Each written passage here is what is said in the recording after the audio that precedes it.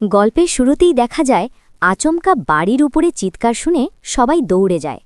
দরজা খুলতেই দেখা যায় মীরা বিদ্যুতের শকে কাঁপছে, আর পাশে কিঙ্কর হতবাক হয়ে দাঁড়িয়ে।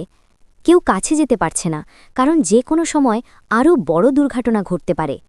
অবশেষে বিদ্যুৎ ব্যবস্থা বন্ধ করা হলে মীরা মাটিতে লুটিয়ে পড়ে। সবাই মিলে তাকে বাঁচানোর চেষ্টা শুরু করে।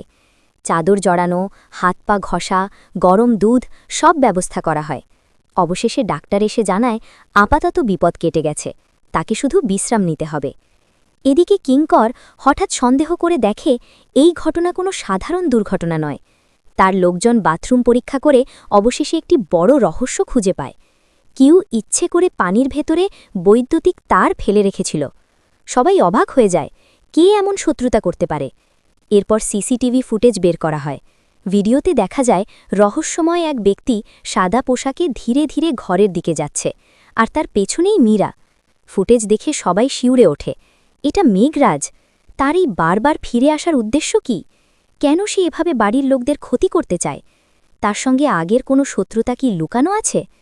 অন্যদিকে মানসী সন্দেহ করতে শুরু করে যে সব সত্যি সবাই জানে, কিন্তু কেউ তা মুখে বলছে না। ওদিকে মীরা ধীরে ধীরে সুস্থ হলে অপর্ণাকে সব সত্যি কথা বলে, কিভাবে সে বাধ্য হয়ে মেঘরাজের কথায় গাড়িতে উঠেছিল, আর আজুর ক্ষতি না হোক সেই ভয়ে চুপ ছিল। শেষে দেখা যায় আর্য অপর্ণার মন খারাপ দেখে তাকে চমকে দিতে কোনো বড় সিদ্ধান্ত নিতে যাচ্ছে। তাহলে কি নতুন কোনো ঝড় আসতে চলেছে, নাকি এমন কোনো সত্য প্রকাশ পাবে যা সবাইকে অবাক করে দেবে? জানতে হলে অপেক্ষা করতে হবে পরের পর্বের জন্য।